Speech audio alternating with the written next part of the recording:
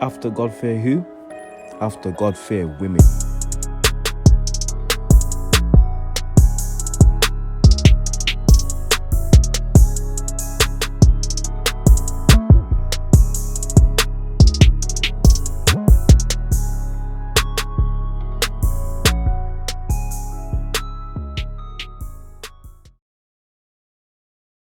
Oh, Lord have mercy.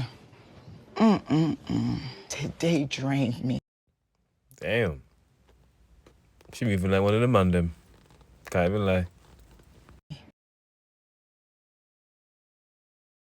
Men will tell you what they want. Women, we're over here, we're like, oh, we like hear something else. Yeah. And we like hear and believe something else. And then we are not honest with you. How so? Like most women are sleeping with a few different men. But you knew that already, right?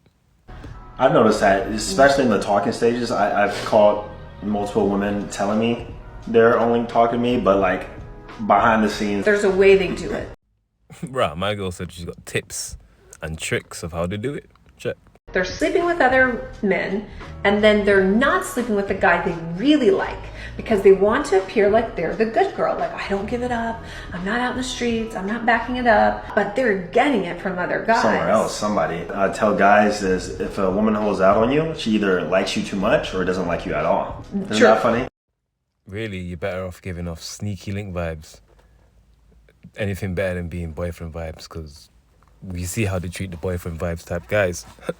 Them gyal ya wicked, them wicked, them wicked. Them gyal ya wicked, them wicked, them wicked. I don't know how them so wicked, why them so wicked, but I know so them gyal ya wicked. Want to know a sad Hollywood tragedy? This is the life of Brendan Fraser.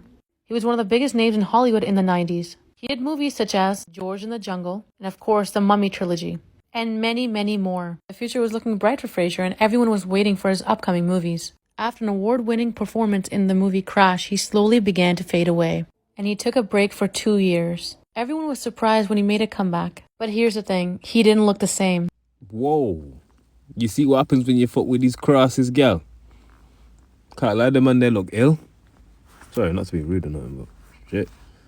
He made a drastic change in his appearance, and everyone was noticing this. And his movies weren't doing so well. So what really happened in those 2 years? Yeah. What did happen? What caused his demise? Inquiring minds want to know. Turns out it wasn't just a bad day, but rough years with his marriage. After 10 years, the couple decided to divorce, but it wasn't pretty. After the couple split, Afton Smith, Brendan Fraser's wife, won an alimony of $900,000 a month.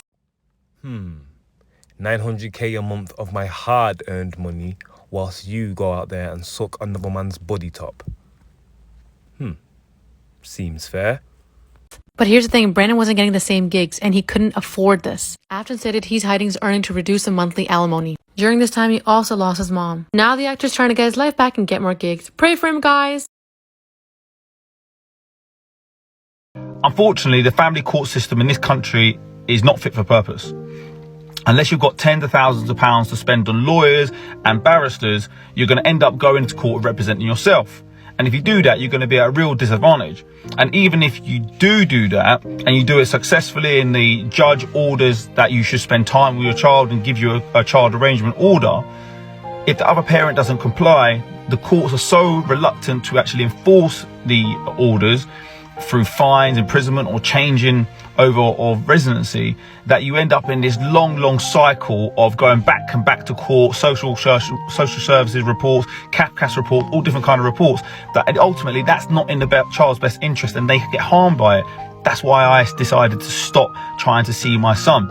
And this is why so many people stop trying to see their children, they stop trying to go to court, and ultimately why so many people end up taking their own lives.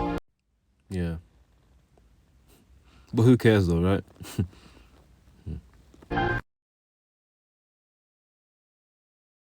Eric became a father at 23 years old. Mom was a couple of years younger and absolutely refused to let Dad see the child. The whole first year of the child's life, Dad only saw the kid maybe 2 or 3 times, and it was always at Mom's house and at her pleasure. You know, in year 2, when the kid turned 1 year old, Dad got to see the kid a little bit more, but still only at Mom's house, no overnights. Finally, when the kid turned 2 years old, Dad had saved up enough money that he hired a lawyer, petitioned the court for child visitation, and got it. Got every other weekend with the child, 2 weeks June, 2 weeks in July, what we call standard parenting time. Well, that should have been the end of it, but it wasn't. Mom still refused to give him parenting time. He still could not get the child overnight. Mom just simply wouldn't let it. She violated the court order. He called the police. He tried to hire other lawyers but couldn't afford them. Finally, he saved up enough money to take her back to court on a contempt petition, and it landed in a court where the judge was notorious for flipping custody in situations like that. In other words, when moms were in contempt for not allowing dads to see the child in violation of the court order, the court would simply say, okay, well, now dad's the custodian. Mom, you have every other weekend. Judge didn't do it in this case because it was the first violation. But what the judge did was told mom, hey, if you don't follow my order, I'm going to put you in jail and I'm going to let dad have custody. He set the case off for 2 months to see if mom was going to follow the orders, and she did. She learned her lesson without having to go to jail or having any real negative repercussions. What do you think about that? Oh, I thought you'd never ask. I think it's despicable. Don't know why a man has to go through all that just to see his own child. Some women really, really need to get a grip. That's what I think about that. Go, go, go. Just be the bigger person. This has got to be just for like a video purpose, because I'll be real, if my girl did that, she's going over with it. Like, no cap. Oh, fuck.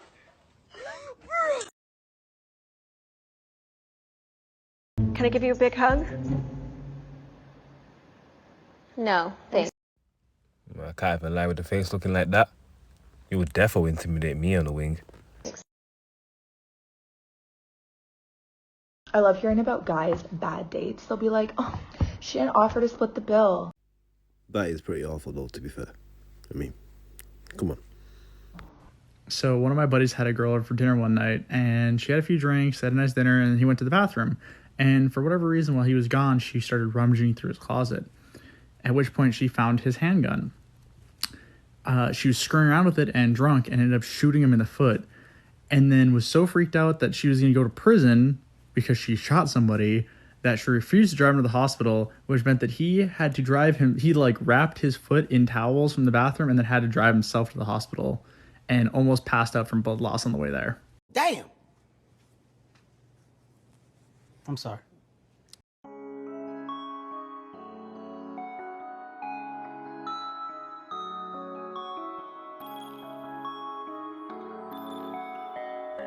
After God fear who? After God fear women.